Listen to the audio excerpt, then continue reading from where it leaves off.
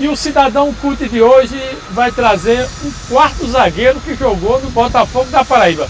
Mas você pode perguntar, o que é que o quarto zagueiro está fazendo no programa Cidadão CUT?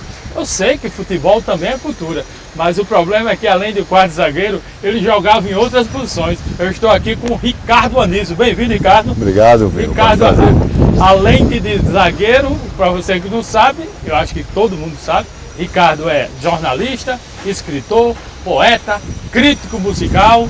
Vamos dizer assim, Ricardo, bem-vindo ao Cidadão CUT. Você nasceu aonde, Ricardo? Nasci em João Pessoa mesmo, uma cidade maravilhosa que eu sempre fui acolhido de forma do ventre da minha mãe, aqui em João Pessoa mesmo.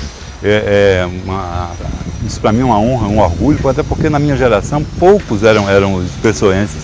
Eu sou um bicho raro, digamos assim. Você é um pessoense nato. Pessoense nato. De que bairro? Dos Expedicionários, um bairro também onde eu moro até hoje. Ah, você é daquele... Nasci naquela casa. Mas o Expedicionário é um bairro ou o Expedicionário é apenas uma república independente da Torre? É a república independente da Torre, porque a gente tinha, na verdade, a delimitação era quase nenhuma. Joguei no Ibis, né? Você falou no Botafogo, mas eu comecei, na verdade, no Ibis da Torre. Pássaro Preto da Torre, que era um time que revelou diversos craques. Agora vamos falar um pouco da sua infância ali no bairro e ali nas imediações. Você começou a estudar, foi no próprio bairro ou estudava no colégio mais no centro? Como era João Pessoa da sua época que você começou a estudar? Era uma João Pessoa que tinha muito terreno para a gente ir caminhar e hoje já não temos tanto, né? Porque assim, a selva de pedra está aí tomando conta, mas naquele tempo tinha assim a Torre, que era muito próxima. Eu comecei jogando futebol na Torre, no time chamado Ibis, né? Que era um time dirigido por Dimas de Medeiros. Foi onde eu aprendi tudo sobre futebol para começar. Sim. Aí você estudou no colégio público, escola particular, como foram as suas primeiras letras? Estudei no colégio Padre Anchieta, que era um colégio particular do Dr. Adailto Coelho Costa, que já faleceu, e era um colégio que educava bastante, explorava muito a questão cultural. E foi quando já comecei a me interessar por cultura, por música. Os professores que iam lá, a Valdenora, que foi uma professora maravilhosa, que me ensinou muito sobre literatura. Então aí começou toda a minha história. Pronto, aí surgiu o contato dele com as letras e meu amigo Ricardo, ele partiu para ser jornalista, foi isso? Você estudou no Colégio Santa Júlia? Estudei no Estadual de Santa Júlia, depois do Padre Anchieta. Aí estudei no Estadual de Santa Júlia, onde foi uma fase maravilhosa. Ginásio. Só o ginásio, né? Aí terminei, parei por aí. Eu parei de estudar porque, na verdade, eu tive problemas naquela época, assim, terminei me envolvendo muito com álcool, né? Sim. Tive uma luta grande para parar de beber. E aí deixei o estudo de lado e segui o conselho da minha mãe. Pega os livros, vá ler aqui Machado de Assis, tá? Foi onde eu me aprendizado, não foi na escola nem nada. Então, eu sou quase um autodidata. Certo, agora vamos falar da sua fase profissional do Botafogo, vamos dizer assim, como jogador de futebol. Você chegou no Botafogo em que ano, com que idade? Em 1985, exatamente, eu devia ter no máximo 20 e poucos anos. Fui levado, joguei uma partida Botafogo e Ibis da Torre, e eles ficaram encantados. Miruca, grande Miruca, que jogou no São Paulo, era o treinador do juvenil do Botafogo, e Miruca me carregou imediatamente, você vai ser meu zagueiro. Fiquei lá um bom tempo, depois tive um problema de joelho, de ligamentos, e aí, naquela época, a medicina ainda não era tão avançada em relação a isso, e tive que parar.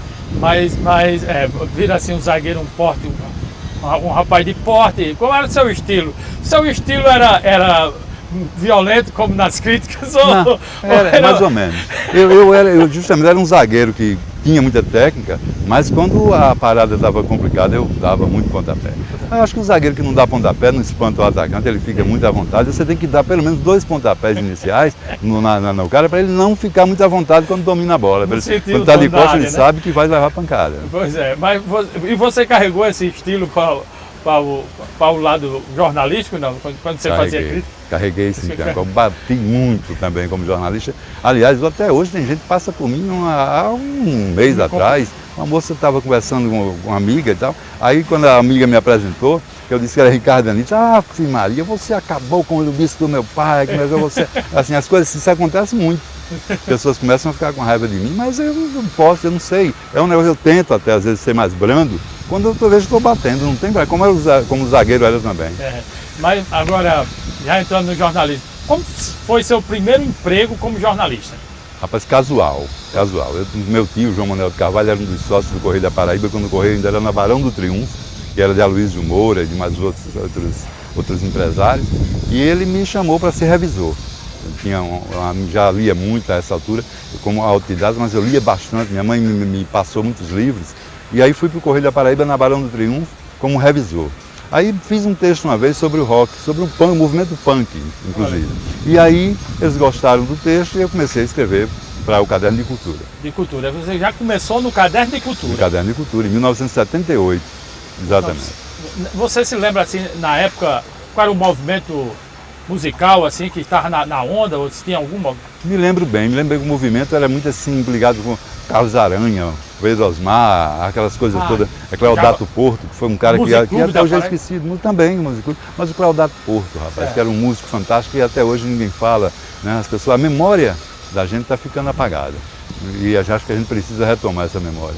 Você trabalhou praticamente em todos os jornais de João Pessoa? Praticamente. Eu só não trabalhei no Jornal da Paraíba. É porque o Jornal da Paraíba é muito recente. É recente, exatamente. Ele era um veículo mais ligado à Campina Grande, depois foi que veio para cá. Né? Mas fora isso, eu acho que eu trabalhei em todos eles. Você trabalhou até no Momento, eu acho. Trabalhei no Momento, trabalhei no Combate, trabalhei no jornal Contraponto, que é um jornal que tem aí agora o semanário, e em diversos jornais, União, o Norte, Correio da Paraíba, todos eles. Mas sempre na área de cultura? Sempre na área de cultura, não conseguiria fazer outra coisa. Você já foi editor-chefe de cultura de algum Fui, do Jornal Norte e do Correio da Paraíba também, em determinada fase. Agora vamos falar um pouquinho do Ricardo Anísio, radialista. Você não sabe, mas ele também teve vários programas no rádio, não é isso? Sinto muita saudade de um programa que eu fazia que chamava-se MPB de A a Z, que era um dos títulos do meu livro. E era um programa que eu fazia com muito prazer, me dava muito prazer. Eu fazia também fiz na Tabajara, mais recentemente, né, acho que há uns 3 anos atrás, ainda fazia na Tabajara um programa chamado Arquivo MPB. Era todo dedicado à música popular brasileira. Eu fazia comentários e tocava música de todos esses artistas maravilhosos. E eu era ouvinte do seu programa. Que bom, é uma honra para mim. Não, eu aprendia muito do seu programa e utilizava até os seus conhecimentos no programa que eu tinha, que era a César, o que é de César, que eu falava dos compositores. Eu também ouvia, vamos ficar trocando essa coisa. Porque o seu programa também era maravilhoso. Era, né? Muito curtinho, um programa de cima, mas é muito bacana. Mas, Ricardo, aí você começou no jornalismo, sempre na área de cultura. Você se lembra assim, de algum caso dessa época, do seu início, alguma crítica, alguma coisa, alguma reportagem que você tenha feito que desagradou assim alguém do meio artístico? Lá no começo, não. Porque as pessoas parece que eram mais, sei lá, mais flexíveis. Não tinha essa coisa de você fazer uma crítica e o cara ficar com raiva de você. Havia um debate em alto nível, até porque os artistas daquela época não eram desprezíveis. Hoje aparecem uns artistas que chegam a gente tem que dar uma batidinha para o cara, às vezes até eu acho, tem uma pessoa que uma vez chegou para mim e disse, rapaz, olha, eu agradeço muito, você me bateu uma época, eu fiquei com raiva de você, e depois vi que eu precisava melhorar realmente, e aí devo a você o fato de eu ter melhorado. Essas coisas acontecem. Você elogiar às vezes, você embriaga, né? Hoje em dia, com as redes sociais, o pessoal aceita, e tem muita crítica de amigo, então o pessoal acha que, porque os amigos gostam e tal, todo mundo já se sentem no panteão como um grande artista. Então você acha que a crítica hoje, ser crítico hoje é mais fácil ou mais difícil que na época que você começou? É muito mais fácil porque não tem mais quase crítica, né? A gente olha para um lado, olha para o outro, vê André Canané, meu querido amigo, mas assim, só pop rock, então assim, eu acho que está faltando isso. A crítica musical está completamente perdida, né? Não tem um debate, você não vê mais um embate. Naquela época a gente se reunia para debater sobre um determinado disco que estava sendo lançado, a gente fazia uma roda, discutia aquilo. Hoje você não vê mais nada disso, né? A coisa está muito linear. Hoje a grande discussão que está tendo aí no meio artístico é a questão das biografias. Biografia autorizada ou não autorizada. Tem o movimento Procure Saber. O movimento Procure Saber. O que é que você acha desse? Você é a favor da biografia? Aliás, você é um biógrafo. Você é um biógrafo, né? Sou um biógrafo. Mas vamos deixar essa pergunta para a gente entrar já na parte de biografias dele e ele vai responder no segundo bloco. Daqui a pouquinho a gente volta no segundo bloco com o Ricardo Anísio falando sobre as biografias que ele fez, as que ele está fazendo, a que ele está fazendo atualmente e se ele é a favor ou contra do Procure Saber. Não perca, chame todo mundo que no segundo bloco tem mais Cidadão Culto com o Ricardo Anísio. Se você não conhece ainda o nosso programa, procure saber. A gente volta já.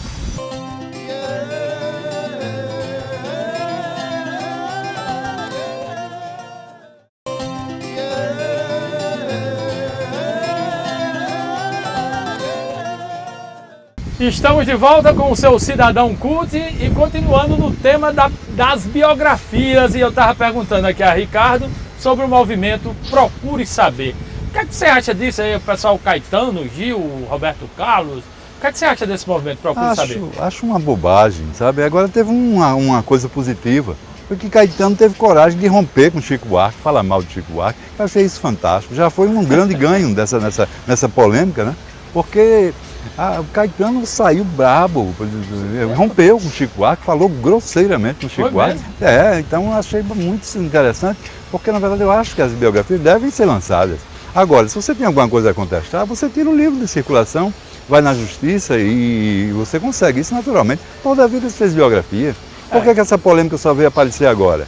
Quando o Chico Buarque, o intocável Chico Buarque, que é um fantástico, para mim o maior compositor brasileiro, mas ele não tem o direito de estar tomando essa atitude atrasada. O cara que lutou na ditadura, o cara que se dizia... Aí de repente ele começa a censurar, é uma contradição absurda. Eu acho uma grande bobagem. Faz essas biografias, se alguma coisa lhe incomodar, você vai e processa, pede para tirar do livro, de circulação o livro, e encerrada a história. Agora vamos falar do biógrafo Ricardo Anísio. O biógrafo Ricardo Anísio está terminando aí a biografia de Geraldo Vandré, né, o célebre compositor. Pergunta, autorizada ou não autorizada? Não, nem uma coisa nem outra. Eu não conversei com ele, né? Estou terminando de escrever o livro e vou colocar no mercado. Se ele resolver reclamar, aí vamos ver o que é que acontece. Mas o livro vai sair, de todo jeito eu vou colocar na praça. Se a justiça impedir, vou vender, vou jogar nas praças, vou fazer um movimento para chamar a atenção, para mostrar que a censura já acabou, nós não temos mais tempo para perder com censura, com fricotes. Então acho que está na hora da gente realmente botar a biografia de Geraldo Vandré na praça. Ícone todo mundo espera isso há tanto tempo. O ícone da música, exatamente, seria a biografia do momento. Pois é. O momento de lançar uma biografia de Geraldo Vandré é um grande contestador, no momento que estão contestando as biografias, você vai, eu vou dizer assim, como a gente diz na linguagem popular, vai bater as paradas. Tentar bater, porque eu acho que isso é o caminho. Censura? Não tem um tipo de censura. Acho que deve fazer qualquer tipo de biografia e, como você mesmo disse, contestar ou não, até porque isso não vai mudar a história de vida de ninguém. Exatamente. Essa biografia, Geraldo Vandré, é a sua primeira que você escreve? Biografia sim. Eu escrevi um livro sobre forró, né? Forró de cabo a rabo, que já está esgotado. A primeira edição está esgotada. E é um livro assim que eu fiz todo... comentei a obra de 35 compositores nordestinos. E tem um outro livro, MPB de A a Z, que é um livro que abrange a MPB toda de Chico Buarque. Inclusive tem Chico Buarque, tem Caetano Veloso. E é um livro que também está praticamente esgotado, que eu tenho 5 exemplares em casa, mas vou reeditá-lo. Tanto o Forró de Cabo a Rabo como o MPB de A a Z. Eu já li ambos, muito bons, por sinal. São livros, são verdadeiros compêndios, né? Verdadeiros dicionários, quando você quer... você transformou, acho que, assim, os artistas, principalmente no Forró de Cabo a Rabo, em verdadeiros verbetes, que a gente não tem informações sobre sobre autores como Pinto do Acordeon, sobre Maciel Melo, sobre pessoas que a gente não encontra normalmente. E outra coisa, eu tentei justamente fazer isso e trazer, como você falou, Maciel Melo, Petrúcio Amorim, que são de geração diferente de Luiz Gonzaga, porque a gente ficou parado ali em Luiz Gonzaga, Ari Lobo.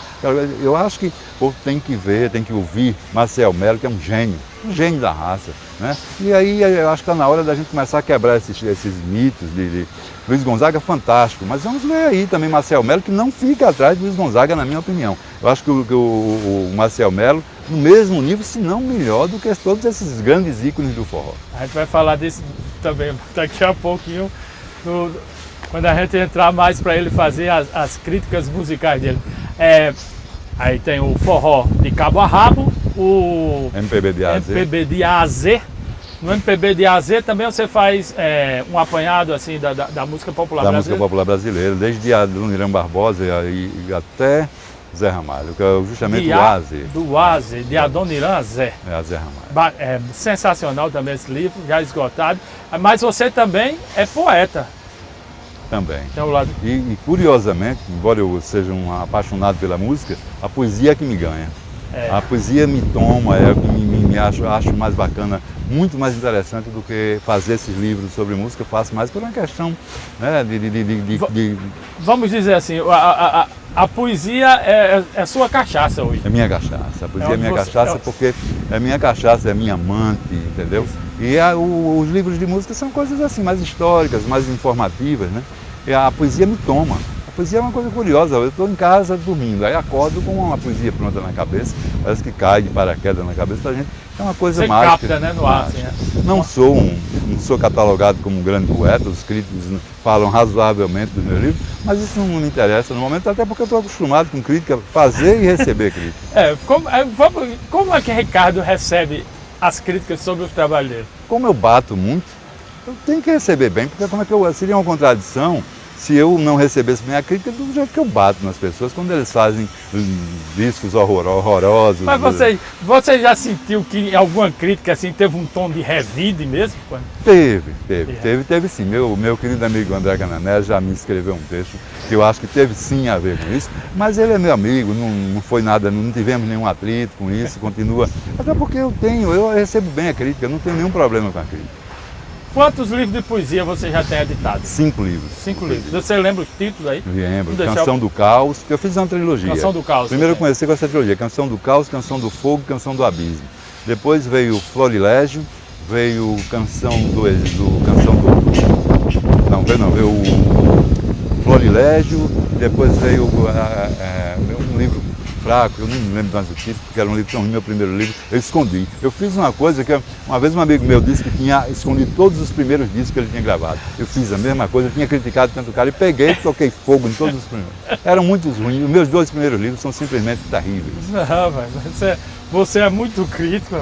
Também comigo, eu tenho que ser crítico, se eu sou crítico com os outros, por que é que eu vou me poupar, né?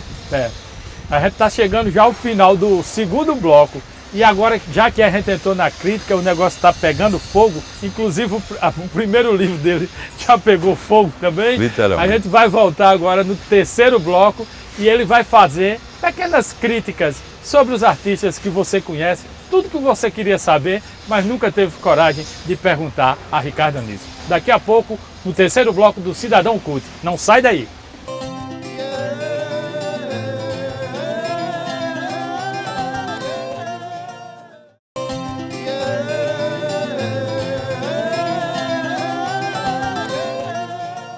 Estamos de volta com o Cidadão Cult e hoje com esse cidadão aqui, Ricardo Anísio, falando tudo que você queria saber. Agora vamos explorar um pouquinho o crítico Ricardo Anísio. Pode explorar à vontade. Vamos explorar, né? Falar um pouquinho Primeiro vamos fazer um apanhado geral. O que você acha dessa música de hoje? Vamos mais localizado aqui pra gente, que a gente tem essa influência agora esse novo forró, que chamam de forró. Você acha que isso é música? Não existe, né? Não, olha, às vezes eu fico assim, até sem saber o que dizer sobre essa, porque na verdade não existe. Para mim é uma coisa que não existe. Eu consigo, sabe, sublimar, não entendo, não consigo, não cheguei ainda não vou perder tempo discutindo uma coisa que para mim não é arte, não é música, mero lixo, né? As pessoas perderam a capacidade de separar o que é arte e o que é uma coisa aberrante que, na verdade, se eu fosse uma autoridade, eu sei que é terrível a história da censura. Mas, infelizmente, eu seria um censor nesse caso dessas bandas de calypso, é uma coisa que eu não sei como é que um ser humano consegue. Eles inventam umas nomenclaturas mercadológicas como tecnobrega, forró eletrônico. Eles se utilizam da cultura para criar subprodutos mercadológicos sem categoria. Bota tudo dentro de um navio e joga em alto mar. É o único que eu posso dizer para resumir. E no mar bem longe daqui. Bem longe, que não possam voltar nadando. O que é que você acha da Axé Music? Não tem que achar da Axé, né? É brincadeira. São coisas assim que estão acontecendo com a nossa cultura musical, se é que é cultura, mas que a gente tem que tomar atitude.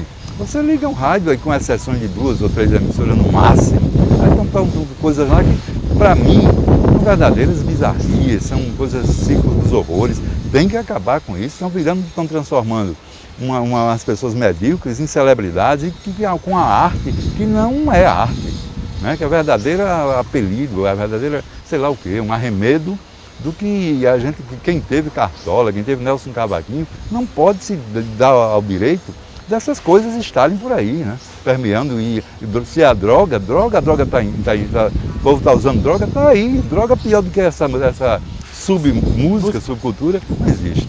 Porque realmente isso você vê que ela influencia a cabeça do jovem. Eu fico estarrecido como eu ando no trânsito às vezes e olho para o lado, tem um carro parado, sempre com um jovem, uma música na última altura e sempre uma música de péssima qualidade, um barulho, né? Na realidade é um barulho. Agora onde estão esses pais, né? Que não fazem esses filhos deles tomarem vergonha na cara, né? Eu não sei, cadê os pais? E aquela história, parece que os pais perderam o controle sobre a formação cultural das pessoas que não imaginam que tudo isso se transforma em violência. Você vê que esses shows dessas bandas agora é violência, é um desequilíbrio total, e a gente precisa rever isso, porque senão nossa cultura vai para o ralo e vai se acabar. E aí a gente vai ficar muito mal na fita.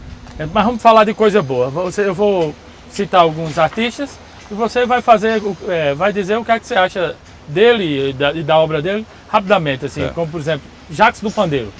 Genial. Gordurinha.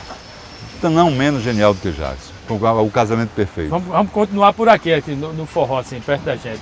Genival Lacerda. Picante, malicioso, divino.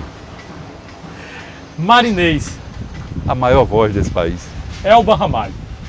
Uma marinês atualizada. O que é que você acha de Chico César? Perdeu o trem. Talentoso, mas perdeu o trem da história. Você acha? Acho que tem, aliás, uma música que eu considero uma das coisas mais lindas já feitas na MPB, que é Antinome, que não se toca, que ele canta com Chico Buarque no disco dele, por sinal. Mas os discos de Chico, no contexto geral, poderiam ser bem melhores. Pinto do acordeão. Fantástico e irresponsável. Fantástico e irresponsável. Com ele mesmo e com a obra dele. Mas você acha que ele é desleixado com a carreira dele? Desleixado com a saúde, desleixado com a carreira. Genial, mas sempre os discos feitos de forma muito acanhada, muito artesanal. Ele merece coisa melhor. Ele deve se dar coisa melhor. Você acha que ele é um pouco assim esquecido pela Paraíba, assim, um pouco? Eu estou cansado de usar esse termo de esquecido, mas ele é como tantos outros, não só ele. Forró, pé de serra, o que a gente chama de pé de serra, o legítimo forró, está todo sendo esquecido. O forró de hoje, esse forró, agora eu digo o forró verdadeiro, como a gente diz lá no sertão, tem o peba e tem o verdadeiro, né? Forró verdadeiro, esse forró de hoje, feito pela essa nova geração do forró, vamos dizer assim, Marcel Melo, Petrúcio Amorim, como é o nome daquele, o Israel Filho, o Adilson Medeiros, o Anchieta Dali, o Chico Bezerra, essa turma aí, o João Sereno. O que é que você acha desse novo forró? Acho que são todos bem melhores do que Luiz Gonzaga. Você acha? Acho Marcel Melo muito maior do que Luiz Gonzaga, mas muito maior. Por quê? As melodias trabalhadas, muito mais variedades harmônicas e melódicas. Sim, eu disse isso já em alguns cantos, quase que era linchado. Mas Marcel Melo é muito maior do que Luiz Gonzaga, com certeza. Veja só, isso é mais uma crítica corajosa, porque você está desfazendo um mito, né? Mas enquanto artista a gente não pode negar a grandeza de Luiz Gonzaga. Não, Luiz Gonzaga é fantástico, mas não é maior do que Marcel Melo. Você está falando no quesito compositor, vamos dizer assim. As melodias de Marcel Melo são muito trabalhadas, são muito variadas. Luiz Gonzaga segue uma coisa muito linear. Maravilhoso, mas não tem a criatividade e a variedade rítmica, melódica e harmônica que Marcel Melo tem. O que é que você acha da bossa nova? Tanto se fala nesse movimento. A bossa nova era um samba com anemia. Um samba com anemia? Um samba com anemia. Ou com menos melanina, vamos dizer. Era com você pegar senhor, donga, aquele samba zequete e tirar o sangue. Aí ficou aquele sambinha que pra mim nunca disse nada. Acho que a bossa nova é uma grande mentira da música brasileira. Tirando as harmonias que são riquíssimas, mas no mais, por mim a bossa nova ela foi muito valorizada, quando na verdade ela não tinha todo esse valor. E o mundo todo é a bossa nova. Porque o mundo recebeu a bossa nova, porque a bossa nova tem muito de jazz. E eles acharam maravilhoso o brasileiro, que tinha aquela música riquíssima, se render a eles novamente. A gente se rendeu. A bossa nova foi uma rendição da música brasileira aos americanos. Bacana. Eu via um pouco por aí, mas nunca tinha visto com a sua visão, que, como sempre, é mais um crítico que sabe abrir o olho de quem tem um ouvido pouco aberto como o seu aí, ou como o meu. Vamos prestar mais atenção. Agora, e o tropicalismo? O que é que você acha disso? Foi uma grande brincadeira, né? Bacana, foi importante, porque naquele momento que o mundo estava com as guitarras elétricas chegando, mas teve um grande mal, fez a MPB, que foi justamente pegar as guitarras elétricas e empurrar na nossa música sem a menor necessidade. A gente não tinha necessidade de fazer rock, né? A gente tinha uma música riquíssima, não que eu tenha nenhum preconceito, eu ouço os Beatles, eu ouço os Rolling Stones, mas naquele momento, como um movimento, eu acho que foi danosa a música popular brasileira. Então vamos falar agora mais de alguns artistas, assim, o que é que você acha dele? Chico Buarque, você já falou? Genial, genial, mas está burocrático nesse momento atual. Vamos mais para o popular, assim, e Roberto Carlos? Roberto Carlos é um excelente cantor, né? Não é compositor. É bom que as pessoas sempre saibam que Erasmo é quem faz tudo, letra e música. Quando o Roberto Carlos, eles tiveram um atrito, eles não estão mais se dando muito bem, estão só fazendo aquela mise-en-scène naquele programa de fim de ano, mas eles não estão bem. E Erasmo rompeu com o Roberto. E aí você viu que Roberto despencou. Roberto virou mocinho, mulher de 30, um baixinha, golinha. Ele virou um Reginaldo Rossi um pouco melhorado. Falar nisso, o que é que você acha de Reginaldo Rossi? Engraçadíssimo, mas não passa disso. Só engraçado? Engraçado, muito engraçado. E um grande humorista cantando. E você acha... E a música brega? Já disse tudo, né? Brega joga no lixo. Você não gosta de... Não faz falta. Não, você acha que... Valdir Soriano, você considera brega? Não, porque quem escreve uma música daquela, né? Hoje que a noite está calma, tortura de amor. Tortura de amor, não pode ser desprezado. Eu acho que Valdir não era brega, ele era um cantor de bolero. Ele cantor romântico. Romântico de bolero. Eu não considero brega, ele era brega a figura dele, aquele chapéu horroroso. Mas a música dele não é brega. Brega é Banda Calypso. Caetano Veloso. Acabou. Ele encerrou a carreira dele e ainda não se deu conta disso. Você acha que é um ex... É um ex-artista. Um ex-artista em atividade. Em atividade, porque ele não fez mais nada interessante. Os discos que ele lançou, um tal de Zizi, disco ruim pra caramba, disco sem Agora ele lançou um Abraçaço. Que é um disco razoável, que não diz mais nada, muito aquém do que ele fez na década de 70. Eu acho que aposentou-se já, Caetano, em vida. E você acha que Gil ainda está na ativa? Gil, sim. Gil ainda faz discos maravilhosos, manteve aquele swing negro, da música africana, aquela fusão que ele fez com a música africana, que é uma coisa perfeita. Gil é fantástico. Para mim é o maior compositor popular brasileiro. Maior do que Chico Buarque, maior do que todo mundo. Gil é o cara. Eu acho que Gil se reinventa. De vez em quando ele vem no Nordeste aqui e pega umas coisas, né? Vai no reggae, vai na Jamaica. Vai na Jamaica. Ele sabe fazer isso com ele tem um disco, né? Todo de reggae, África, né? Fantástico. Então assim, acho que o Gil é o cara. Pois é, nós estamos chegando já ao final do nosso programa e aqui no Cidadão Cult a gente sempre deixa um brinde, um presente que é...